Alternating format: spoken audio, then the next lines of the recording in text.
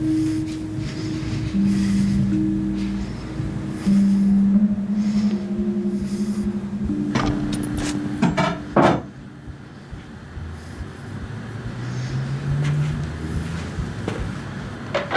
are you gonna do?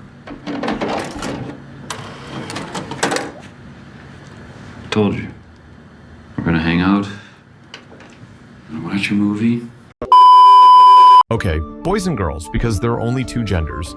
Imagine you and your crew waking up and deciding to go and conquer Jerusalem. You get close to the city, you feel great, the wind goes down your hair, and then you suddenly stop because you see this dude on the path. I don't know what about you, but I would have turned back and never looked back, just like a freshly new father.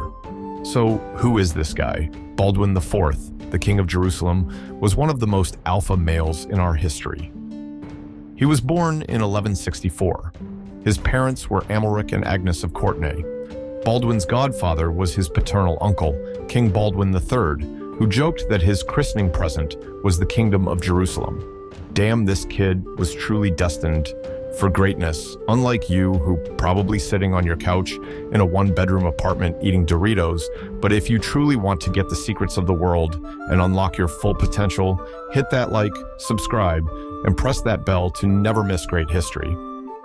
After King Baldwin III died without having children.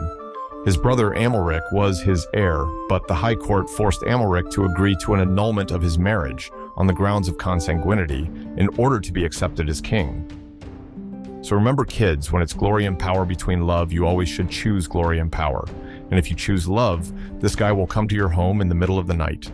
Baldwin as a kid thought to himself, damn, I'm gonna play this world on easy mode. So he changed the settings and put it on hard.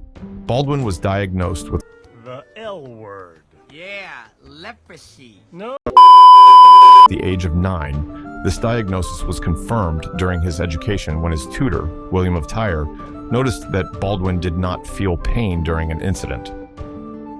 Leprosy was a significant stigma in the medieval world, often seen as a divine punishment.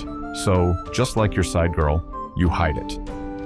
Baldwin was educated in the manner befitting a future king, which included training in warfare, governance, and the knightly arts.